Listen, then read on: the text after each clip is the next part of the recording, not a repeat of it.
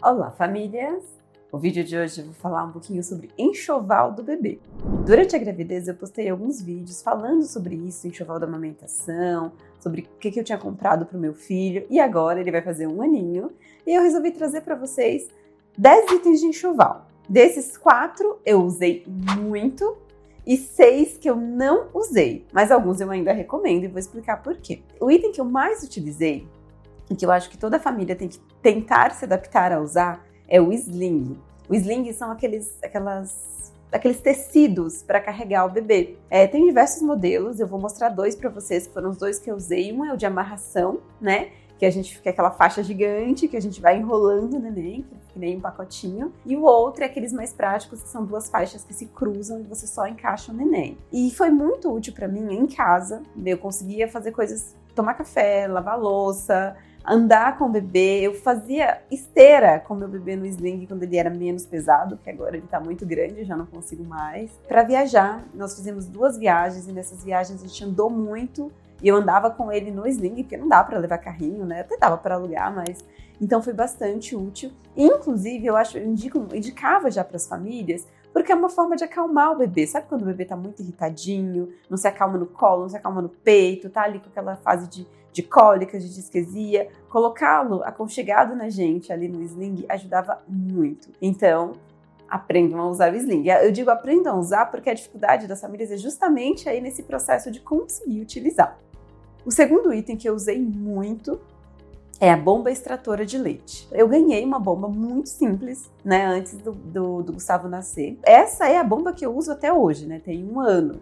É uma bomba recarregável, ela não fica na tomada. E por que eu usei muito? Porque eu voltei a trabalhar muito cedo, né? Eram curtos períodos, mas eu tinha que deixar pelo menos uma mamada. E aí eu comecei a tirar leite ali já na 2ª semana de vida dele. E eu doei leite para o banco de leite por 5 meses. Eu doava 1 litro de leite por semana, extraindo com essa bomba. Então, fazer a extração de leite para mim foi algo muito importante. E até hoje, quando eu venho trabalhar, quando eu tô de plantão, ele recebe o leite ordenhado, eu levo essa bomba para o plantão noturno para fazer a extração, e foi algo assim que foi muito útil e funcionou muito para mim, mas aí vai da realidade de cada família, né? Se é uma mãe que não vai voltar a trabalhar, que vai ficar em casa com o bebê, que não vai precisar extrair leite, e não tem ali o interesse de doar, porque também pode ser feita essa extração para doação, né? Não vai ser um item útil, mas para mim foi um item essencial.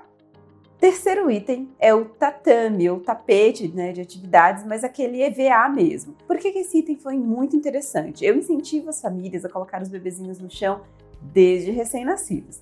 Existe uma certa resistência, a maioria só começa a colocar ali por volta do 3º mês. Mas o ideal mesmo, gente, é colocar desde novinho, né? Porque isso ajuda a fortalecer a musculatura do bebê, estimula muito o desenvolvimento. Com 3 meses, o Gustavo já rolava no tapete, sendo que alguns bebês ainda estão começando a sustentar a cabeça porque não foram colocados.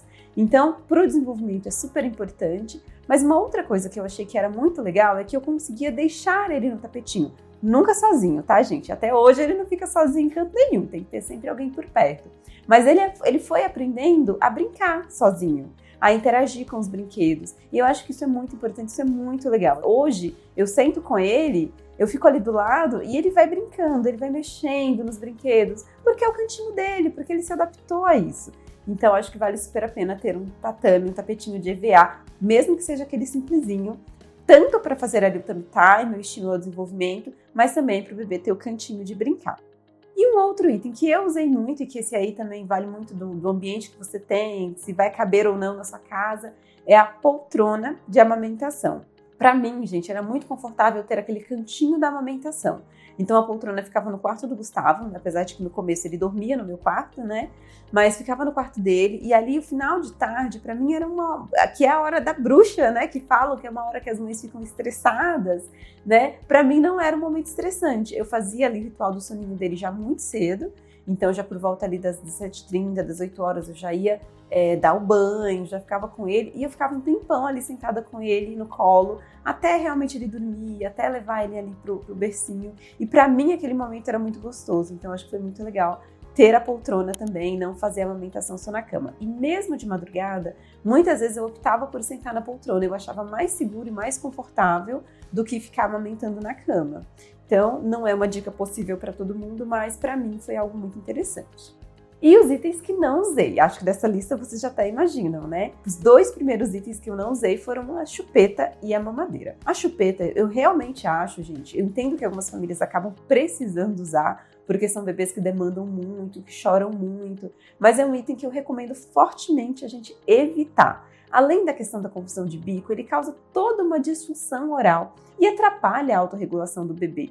Gente, o que acalma o bebê é o colinho do pai, o colinho da mãe, é a amamentação. Então a gente tem que aprender a lidar com as demandas do nosso bebê sem ter esse silenciador. Então eu realmente vejo a chupeta como uma forma de silenciar ali o nosso bebê, e isso atrapalha a gente na nossa evolução do cuidado, na nossa capacidade de aprender a identificar as necessidades desse bebê. Porque às vezes não é necessidade de sucção, às vezes não é fome, ele não precisava de uma sucção ali. Às vezes ele só precisava de um contato físico, sabe? Então, eu não usei e incentivo muitas famílias a não usarem também. O segundo item foi a mamadeira. Ah, mas você não voltou a trabalhar cedo? Como que era dado o leite ordenhado? No começo, no primeiro mês ali que eu voltei, ele estava com 2 meses, né? A gente usou a colher dosadora. E aí era o Wellington, meu marido, que ficava com ele. Então ele conseguia dar direitinho. Do 3º mês pra frente, ele ficou um pouco com a minha sogra, que ela veio ficar com a gente. E aí eu achei que ela teria um pouco de dificuldade de usar a colher e eu optei por usar o copinho de bico. E até hoje, com 1 aninho, ele só usa o copinho, ele bebe a água no copinho aberto, mas pro leite ordenhado ele usa um copo de bico de silicone. Eu achei que não houve interferência na amamentação, todos os envolvidos se adaptaram bem ao copinho, então por isso a gente nunca usou mamadeira. A almofada de amamentação. Eu não me adaptei. É um item que as mães usam muito, que eu recomendo bastante o uso, mas o Gustavo era muito grande, então eu não conseguia aconchegar ele com a almofada. Então sempre preferia amamentar sem. E nessa mesma linha, as rosquinhas de amamentação, que eu super recomendo para as mães, porque protege o mamilo, principalmente quando tá ali com fissuras, com lesão, protege do contato com o sutiã. Eu acabei não usando, principalmente porque eu não tive lesões, né? Então eu não tive nenhuma fissura, nenhuma lesão. E então eu acabei não precisando usar as rosquinhas, mas é um item que eu ainda acho muito interessante, muito útil para a maioria das mães. Outro item que eu não usei, não uso até hoje no Gustavo é perfume.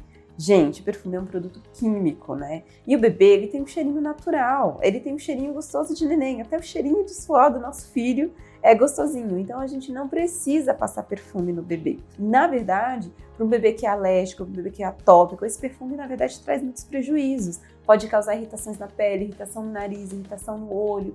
Então a ideia é não usar perfume no bebê, tá? E por último, esse acho que vocês vão achar meio polêmico, é a pomada de assadura. Gente, de onde vem essa ideia de que a gente precisa prevenir assadura usando pomada? Passar a pomada toda a troca de fralda? Não precisa. Eu tenho um único tubo de pomada que eu comprei antes do Gustavo nascer e ele tá em casa intacto. Para dizer que eu nunca usei, eu usei ontem pela primeira vez porque ele teve uma diarreia, ficou um pouco mais mole e por isso ele fez ali um vermelhinho de leve no bumbum e aí eu resolvi usar. Mas, como prevenção, nunca precisei usar. No começo, eu até usava o óleo de coco. Eu até tenho um vídeo aqui de uma misturinha que eu fiz com água e óleo de coco e uma gotinha de óleo de melaleuca. Mas depois, nem isso eu passava mais. É só troca mesmo. Até hoje eu utilizo o algodão com água, a gente não usa lencinho umedecido. Ele usa fraldas descartáveis, até tentei me adaptar às fraldas de pano, mas não consegui.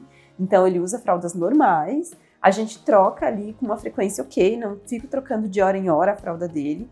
Ele segura o xixi, ele fica a noite inteira com a mesma fralda, eu não troco de madrugada. E mesmo assim, ele nunca fez assadura, mesmo nunca usando pomada.